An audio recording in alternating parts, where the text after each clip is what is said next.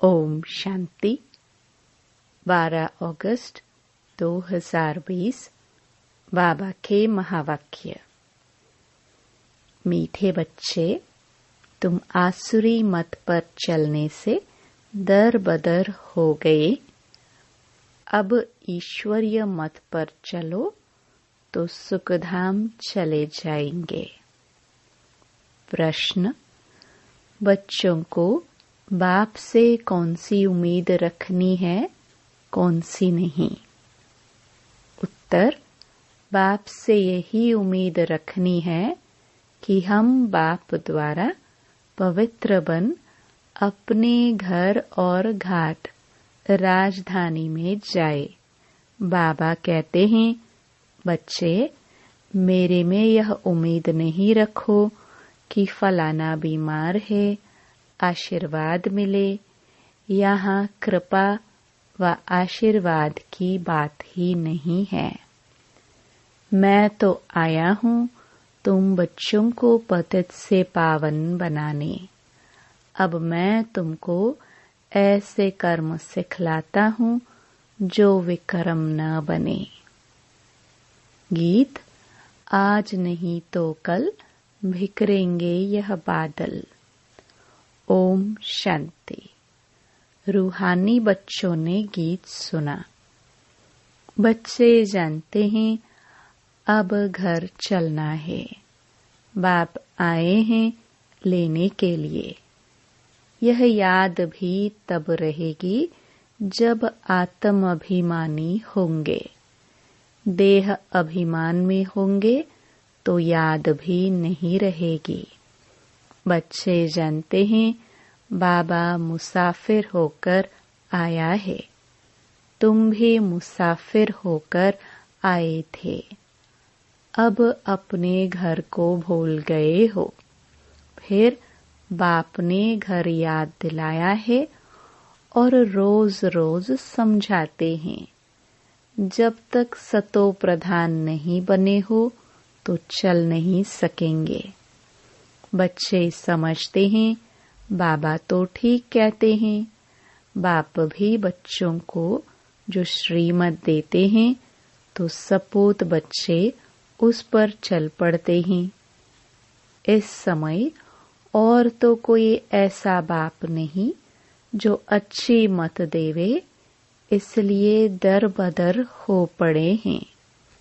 श्रीमत देने वाला एक ही बाप है। उस मत पर भी कोई बच्चे नहीं चलते। वंडर है। लौकिक बाप की मत पर चल पड़ते हैं। वह है आसुरी मत। यह भी तो ड्रामा, परंतु बच्चों को समझाते हैं, तुमने आसुरी मत पर चल इस गति को पा लिया है। अब ईश्वर मत पर चलने से तुम सुखधाम में चले जाएंगे। वह है बेहद का वर्षा। रोज समझाते हैं तो बच्चों को कितना हर्षित रहना चाहिए। सबको यहाँ तो नहीं बिठा सकते, घर में रहकर भी याद करना है। अभी पाठ पूरा होने का है, अब वापस घर चलना है। मनुष्य कितना भूले हुए हैं, कहाँ जाता है ना। यह तो अपना घर घाट ही भूल गए हैं। अब बाप कहते हैं, घर को भी याद करो, अपनी राजधानी भी याद करो। अभी पाठ पूरा होने का है, अब वापस घर चलना है। क्या तुम भूल गए हो? तुम बच्चे कह सकते हो, बाबा ड्रामानुसार हमारा पाठ ही ऐसा है जो हम घर बार को भूल एकदम भटक रहे हैं। भारतवासी ही अपना श्रेष्ठ धर्म कर्म को भूलकर दैवी धर्म भ्रष्ट, दैवी कर्म भ्रष्ट हो पड़े हैं। अभी बाप ने सावधानी दी है, तुम्हारा धर्म कर्म तो यह था। वहाँ तुम जो कर्म करते थे वह अकर्म होता था। कर्म अकर्म विकर्म की गति बाप ने ही तुम्हें समझाई है। सतयुग में कर्म अकर्म हो जाते हैं। रावण राज्य में कर्म विकर्म होते हैं। अभी बाप आया हुआ है धर्म श्रेष्ठ कर्म श्रेष्ठ बनाने।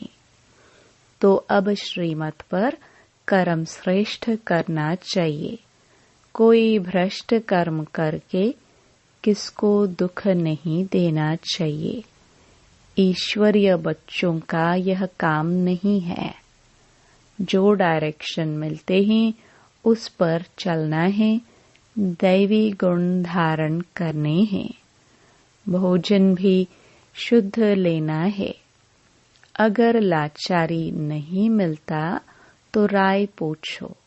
बाबा समझते हैं नौकरी आदि में कहाँ थोड़ा खाना भी पड़ता है, जबकि योग बल से तुम राजाई स्थापन करते हो, पतित दुनिया को पावन बनाते हो, तो भोजन को शुद्ध बनाना क्या बड़ी बात है। नौकरी तो करनी ही है। ऐसे तो नहीं बाप का बने तो सब कुछ छोड़ यहाँ आकर बैठ जाना है। कितने ढेर बच्चे हैं, इतने सब तो रह नहीं सकते। रहना सबको गृहस्थ व्यवहार में है। यह समझना है मैं आत्मा हूँ, बाबा आया हुआ है। हमको पवित्र बनाकर अपने घर ले जाते हैं, फिर राजधानी में आ जाएंगे। यह तो पराय रावण का छीछी घाट है। तुम बिल्कुल ही पतित बन गए हो ड्रामा प्लान अनुसार। बाप कहते हैं अभी मैं तुमको सुजाग करने आया हूँ, तो श्रीमत पर चलो। जितना चलेंगे उतना श्रेष्ठ बनेंगे।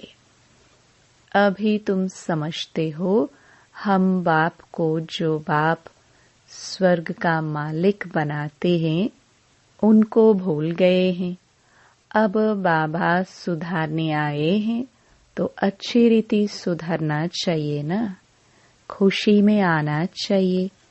बेहद का बाप मिला है। बच्चों से बात ऐसे करते हैं जैसे तुम आत्माएं आपस में करती हो। है तो वह भी आत्मा, परम आत्मा है। उनका भी पाठ है। तुम आत्माएं पाठधारी हो। ऊंच ते ऊंच से लेकर नीच ते नीच का पाठ है। भक्ति मार्ग में मनुष्य गाते हैं, ईश्वर ही सब कुछ करते हैं। बाप कहते हैं मेरा ऐसा पाठ थोड़े ही है जो बीमार को अच्छा कर दूं। हमारा पाठ है रास्ता बताना कि तुम पवित्र कैसे बनो।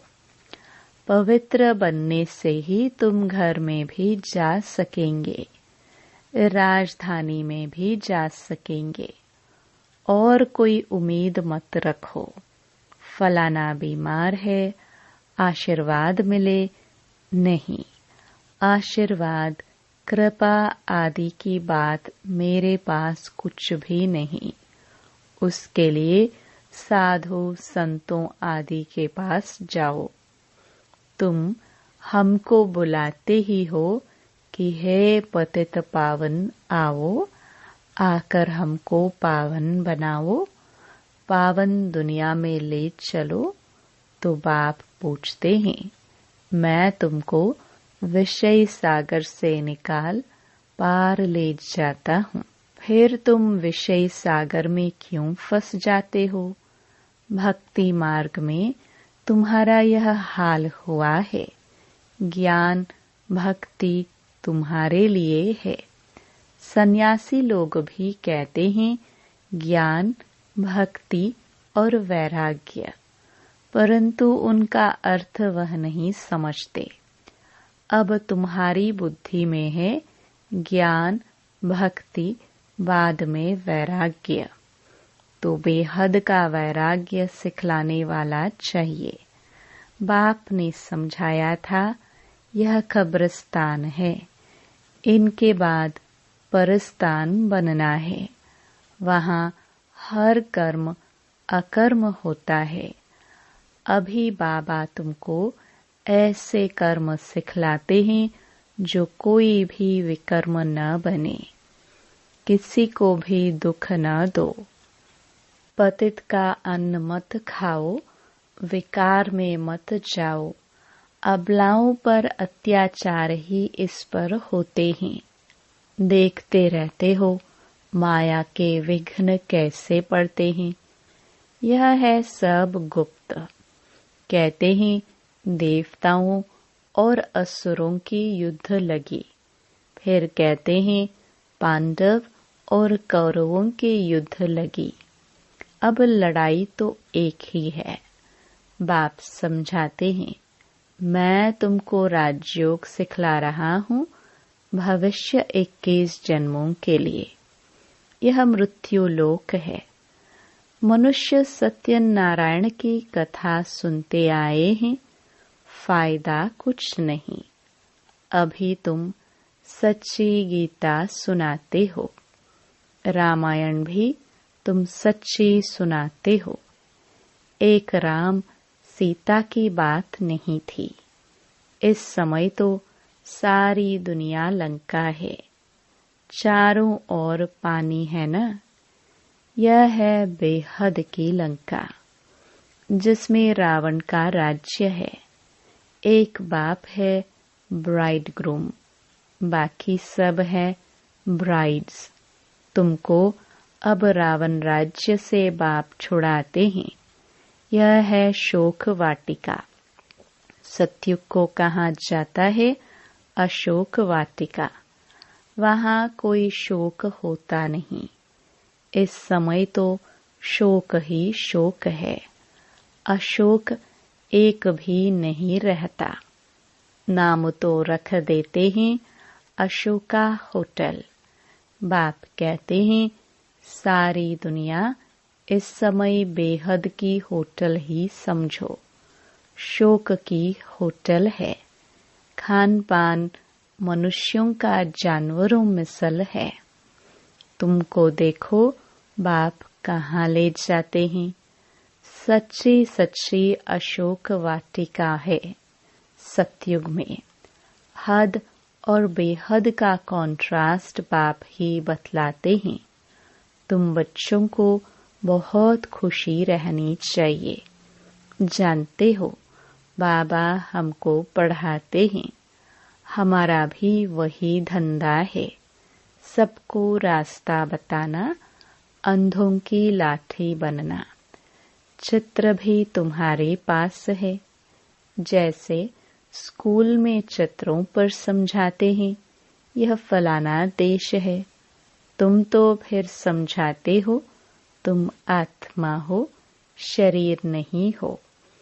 आत्माएं भाई भाई हैं। कितनी सहज बात सुनाते हैं। कहते भी हैं हम सब भाई भाई हैं। बाप कहते हैं तुम सभी आत्माएं भाई भाई हो ना। गॉड फादर कहते हो ना, तो कभी भी आपस में लड़ना झगड़ना नहीं चाहिए। शरीरधारी बनते हैं तो फिर भाई बहन हो जाते। हम शिवबाबा के बच्चे सब भाई भाई हैं। प्रजापिता ब्रह्मा के बच्चे भाई बहन हैं। हमको वर्षा दादे से लेना है, इसलिए दादे को ही याद करते हैं। इस बच्चे ब्रह्मा को भी हमने अपना बनाया है अथवा इनमें प्रवेश किया है। इन सब बातों को तुम अभी समझते हो। बाप कहते हैं बच्चे अब नया दैवी प्रवृत्ति मार्ग स्थापन हो रहा है। तुम सभी बी के शिव बाबा की मत पर चलते हो। ब्रह्मा भी उनकी मत पर चलते हैं। बाप कहते हैं अपने को आत्मा समझ, बाप को याद करो और सर्व संबंधों को हल्का करते जाओ। 8 घंटा याद रखनी है, बाकी 16 घंटे में आराम व धंधा आदि जो करना है सो करो। मैं बाप का बच्चा हूँ, यह नहीं भूलो। ऐसे भी नहीं यहाँ आकर हॉस्टल में रहना है, नहीं, गृहस्थ व्यवहार में बाल बच्चों के साथ रहना है। बाबा पास आते ही हैं रिफ्रेश होने। मथुरा वृंदावन में जाते हैं मधुबन का दीदार करने। छोटा मॉडल रूप में बना रखा है। अब तो यह बेहद की बात समझने की है। शिव बाबा ब्रह्मा द्वारा नई सृष्टि रच रहे हैं। हम प्रजापिता ब्रह्मा की संतान बीके हैं। विकार की बात हो न सके। सन्यासियों के शिष्य बनते हैं। अगर वह सन्यासी कपड़ा पहन लेवे तो नाम बदली हो जाता है। यहाँ भी तुम बाबा के बन गए तो नाम रखे न बाबा ने। कितने भट्टी में रहे थे, इस भट्टी का किसको पता नहीं। शास्त्रों में तो क्या क्या बातें लिखी हैं, फिर भी ऐसा ही होगा। अब तुम्हारी बुद्धि में सृष्टि का चक्र फिरता है। बाप भी स्वदर्शन चक्रधारी है ना। सृष्टि के आदि मध्य अंत को जानता है। बाबा को तो शरीर भी नहीं, तुमको तो स्थूल शरीर है। वह है ही परम आत्मा। आत्मा ही स्वदर्शन चक्रधारी है ना। अब आत्माओं को अलंकार कैसे दिए जाए, समझ की बात है ना। यह कितनी महीन बातें हैं। बाप कहते हैं वास्तव में मैं हूँ स्वदर्शन चक्रधारी। तुम जानते हो आत्मा में सारे सृष्टि चक्र का ज्ञान आ जाता। बाबा भी परम धाम में रहने वाला है, हम भी वहाँ के रहने वाले हैं। बाप आकर अपना परिचय देते हैं। बच्चे, मैं भी स्वदर्शन चक्रधारी हूँ। मैं पतित पावन आया हूँ तुम्हारे पास। मुझे बुलाया ही है कि आकर पतित से पावन बनाओ, लिबरेट करो। उनको शरीर तो है नहीं, वह अजन्मा है। भल जन्म लेते भी हैं परंतु दिव्य। शिव जयंती अथवा शिवरात्रि मनाते हैं। बाप कहते हैं मैं आता ही हूँ तब जब रात पूरी होती है तो दिन बनाने आता हूँ। दिन में 21 जन्म, फिर रात में 63 जन्म। आत्मा ही भिन्न भिन्न जन्म लेती है। अब दिन से रात में आई है, फिर दिन में जाना है। स्वदर्शन चक्रधारी भी तुमको बनाया है। इस समय मेरा पाठ है। तुमको भी स्वदर्शन चक्रधारी बनाता हूँ। तुम फिर औरों को बनाओ। 84 जन्म कैसे लिए हैं, वह 84 जन्मों का चक्र तो समझ लिया है। आगे तुमको यह ज्ञान था क्या? बिल्कुल नहीं, अज्ञानी थे। बाबा मूल बात समझाते हैं कि बाबा है स्वदर्शन चक्रधारी। उनको ज्ञान का सागर कहा जाता है। वह सत्य है, चैतन्य है। तुम बच्चों को वर्षा दे रहे हैं।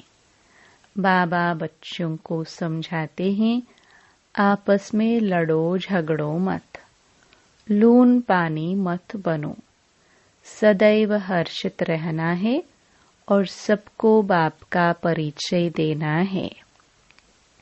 बाप को ही सब भूले हुए हैं।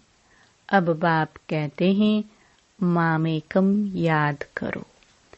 निराकार भगवानुवाच्य निराकारी आत्माओं प्रति। असुल तुम निराकार हो, फिर साकारी बनते हो। साकार बिगर तो आत्मा कुछ कर ही नहीं सकती। आत्मा शरीर से निकल जाती तो चुरपुर कुछ भी हो नहीं सकती। आत्मा फौरन जाकर दूसरे शरीर में अपना पाठ बजाती है। इन बातों को अच्छी रीति समझो, अंदर घोटते रहो। हम आत्मा बाबा से वर्षा लेते हैं। वर्षा मिलता है सत्युग का। जरूर बाप ने ही भारत को वर्षा दिया होगा। कब वर्षा दिया, फिर क्या हुआ, यह मनुष्यों को कुछ भी पता नहीं है। अभी बाप सब बताते हैं। तुम बच्चों को ही स्वदर्शन चक्रधारी बनाया है, फिर तुमने 84 जन्म भोगे। अब फिर मैं आया हूँ। कितना सहज समझाते रहते हैं। बाप को याद करो और मीठे बनो। एम ऑब्जेक्ट सामने खड़ी है। बाप वकीलों का वकील है। सब झगड़ों से छुड़ा देते हैं। तुम बच्चों को आंतरिक खुशी बहुत होनी चाहिए। हम बाबा के बच्चे बने हैं। बाप ने हमको एडॉप्ट किया है वर्षा देने। यहाँ तुम आते ही हो वर्षा लेने। बाप कहते हैं, बाल बच्चे आदि देखते हुए बुद्धि बाप और राजधानी की तरफ रहे। पढ़ाई कितनी सहज है। बाप जो तुमको विश्व का मालिक बनाते हैं, उनको तुम भूल जाते हो। पहले अपने को आत्मा जरूर समझो। यह ज्ञान बाप संगम पर ही देते हैं, क्योंकि संगम पर ही तुमको पतित से पावन होना है। अच्छा, मीठे मीठे रूहानी ब्रह्मा मुख वंशावली ब्राह्मण कुलभूषण, यह देवताओं से भी ऊंच कुल है। तुम भारत की बहुत ऊंच सेवा करते हो। अभी फिर तुम पूज्य बन जाएंगे। अब पुजारी को पूज्य कौड़ी से हीरे जैसा बना रहे हैं। ऐसे रूहानी बच्चों प्रति माता पिता बाप दादा का याद प्यार और गुड मॉर्निंग। रूहानी बाप की रूहानी बच्चों को नमस्ते। धारणा के लिए मुख्य सार। पहला, श्रीमत पर अब हर कर्म श्रेष्ठ करना है। किसी को भी दुख नहीं देना है। दैवी गुण धारण करने हैं। बाप के डायरेक्शन पर ही चलना है। दूसरा, सदैव हर्षित रहने के लिए स्वदर्शन चक्रधारी बनना है। कभी लून पानी नहीं होना है। सबको बाप का परिचय देना है। बहुत बहुत मीठा बनना है। वरदान, सदा सुखों के सागर में लवलीन रहने वाले अंतर्मुखी भव। कहा जाता, अंतर्मुखी सदा सुखी। जो बच्चे सदा अंतर्मुखी भव का वरदान प्राप्त कर लेते हैं, वह बाप समान सदा सुख के सागर में लवलीन रहते हैं। सुखदाता के बच्चे स्वयं भी सुखदाता बन जाते हैं। सर्व आत्माओं को सुख का ही खजाना बांटते हैं। तो अब अंतर्मुखी बन ऐसी संपन्न मूर्ति बन जाओ जो आपके पास कोई भी किसी भी भावना से आए, अपनी भावना संपन्न करके जाए। जैसे बाप के खजाने में अप्राप्त कोई वस्तु नहीं, वैसे आप भी बाप समान भरपूर बनो। स्लोगन: रूहानी शान में रहो तो कभी भी अभिमान की फीलिंग नहीं आएगी। ओम शांति।